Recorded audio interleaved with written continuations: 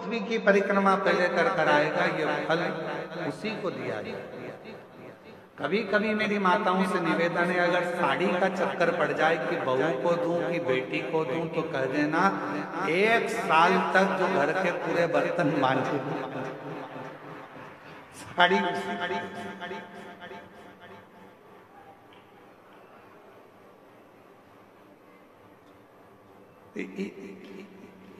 इतने में तो दोनों कह देंगे, मम्मी मम्मी तुम्हारी साड़ी तुम ही रख लो, हम उस साड़ी को क्या साड़ी।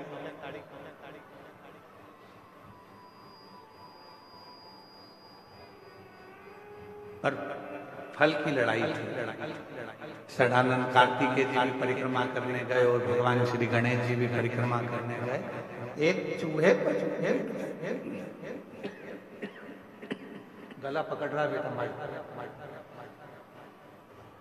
एक चूहे पर बैठ गए और एक मोर पर बैठ गए और दोनों परिक्रमा करने के लिए चले। गणेश जी महाराज ने विचार करा कि ये परिक्रमा मैं कर कर आऊंगा, तब तक तो बहुत समय हो जाएगा और ये फल मेरे भाई को प्राप्त होगा। क्यों ना एक काम के माता पिता की परिक्रमा लगा लेता हूँ, उन्हीं के आसपास घूम लेता हूँ, तो उसका जो फल है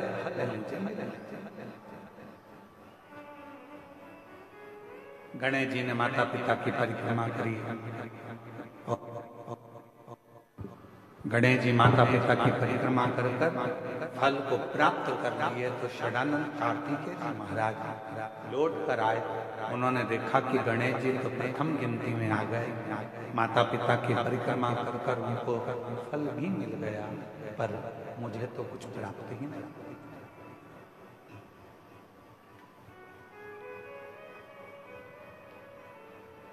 बात फल की नहीं, बात है बुद्धि की, विद्वत्ता की, समझदारी।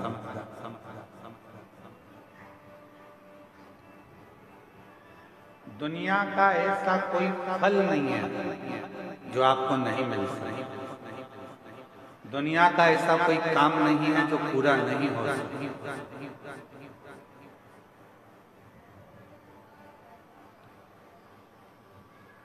किसी प्रश्न को अगर लिखा जाता है तो उसका उत्तर जरूर होता है। कितने भी बड़े ताले लग जाएं, कितनी बड़ी भी तिजोरी बन जाए, उसकी चाबी जरूर होती है। उसी तरह दुनिया में अगर कोई रोग है, कोई बीमारी है, कोई तकलीफ है, कोई कष्ट है, कोई बहुत विघ्न है, तो शिव महापुराण एक ऐसी चाबी है जिसमें उस पूरे विघ्न का, उस पूरी तकलीफ का, उस बीमारी का हल शंकर की पूजन से, शिव की आराधना से प्राप्त होता है। शिव से भगवान शंकर की आराधना से प्राप्त होता है। क्या नहीं, हम सबको कहते हैं कि अगर दुनिया में अगर आपका कोई नहीं है, यदि आपको लगता है कि मैं तकलीफ में हूँ, मैं कष्ट में हूँ, मैं परेशानी में हूँ, मैं बहुत विघ्नों में पड़ा हुआ हूँ, मैं बहुत तकलीफों में घिरा हुआ हूँ, बहुत परेशानी में घिरा हुआ हूँ, तो हम उनसे भी कहते हैं सारी समस्या का हल आप भगवान शंकर के मंदिर जाइए, शिवालय जाइए, शंकर की आराधना करने जाइए, शिव की स्तुति करने जाइए, भगवान शंकर के मंदिर में एक लोटा जल चढ़ाने जाइए। आपकी जिंदगी के जितने दुख, जितनी तकलीफें हों, जितने कष्ट हों,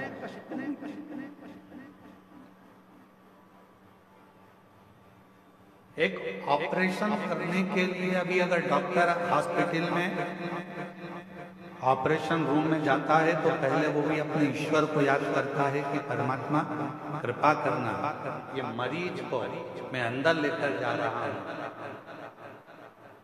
ये हाथ भले मेरे होंगे, मैं भले कितना भी साइंस पढ़ा हूं, चाहे मैंने कितना भी विज्ञान पढ़ा हो, पर आखिरी में श्वास देना तेरा काम है।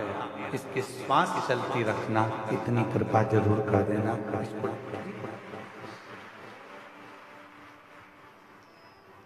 वो मेरे हाथ में नहीं, तू जब कृपा करेगा, तू जब करुणा करेगा, तू जब दया करेगा, तू जब कृपा करेगा, तो सब कार्य अपने आप सफल होते चले, सब कार्य अपने आप सफल हो सकते। तू कृपा, तू दया, और कृपा की ना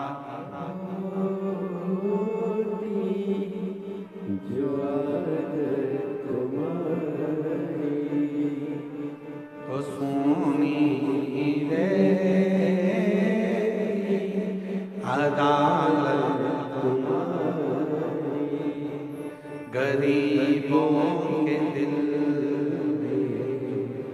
जगा तुम ना पाए, तो किस दिल में हो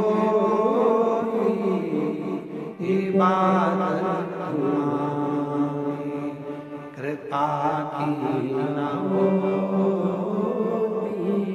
जो एक समय ऐसा आता है कि डॉक्टर भी उस परमात्मा को याद करता है। बड़े से बड़े विघ्न में जब कोई घिर जाता है तब वो ईश्वर को याद करता है कि वो एक सत्य रूपी ईश्वर विराजमान है, सत्य रूपी ईश्वर है जो हमको संभाल लेगा, एक सत्य रूपी ईश्वर है जो हमारे साथ है, सत्य।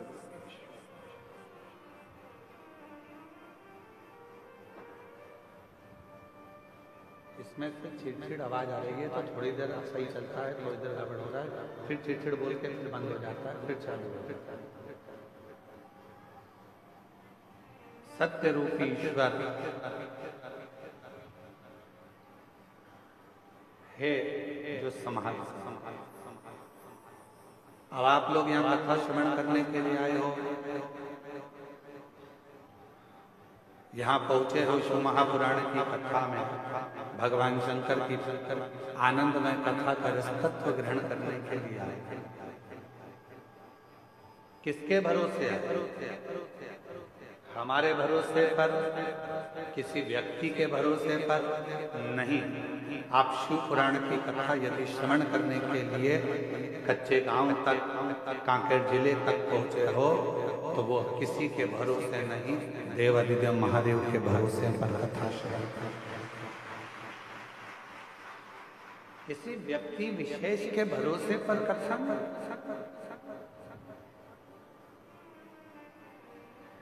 उस परमात्मा के भरोसे पर कथा का रसतत्व ग्रहण करने के लिए। एक बहुत सहजता की बात है, अपने घर की चाबी रोड पर चलने वाले व्यक्ति के हाथ में देकर आ जाते हो। झम के बोलो जरा, अरे बोलो तो नहीं। एक पड़ोसी इधर रहता है, इसको कहते हैं पड़ोसी, इसको कहते हैं अड़ोसी, और पीछे वाले को कहते हैं धड़ोसी। ठीक है, एक इधर रह रहा है, एक उधर रह रहा है, एक पीछे रह रहा है। इससे भी पहचान है, इससे भी पहचान है, और उससे भी पहचान है। चाबी किसको देकर आते हो? जिस पर तुम्हारा पूरा भरोसा है, चाहे वो फिर 2 घर छोड़कर रहता हो, चाहे फिर वो 8 घर छोड़कर रहता हो, चाहे फिर वो पीछे रहता हो, या भरोसा नहीं है तो तुम अपना कोई रिश्तेदार भी है उसको भी चाबी नहीं देते। अगर भरोसा है तो वो चाबी आप अपने नौकर को भी दे देते हो। भरोसा है तो चाबी किसी को भी देकर आओगे, तुम्हें विश्वास है कि मेरा घर ये समान है, ये चाबी अगर मैं इसको देकर जाऊंगा ये देख लेना। फिर वो नौकर, फिर तुमने भरोसा रिश्तेदार पर भी नहीं करा, पड़ोसी पर भी नहीं करा, अड़ोसी पर भी नहीं करा, वो चाबी आपने अपने नौकर को, एक सेवक को, वो चाबी आपने प्रदान कर।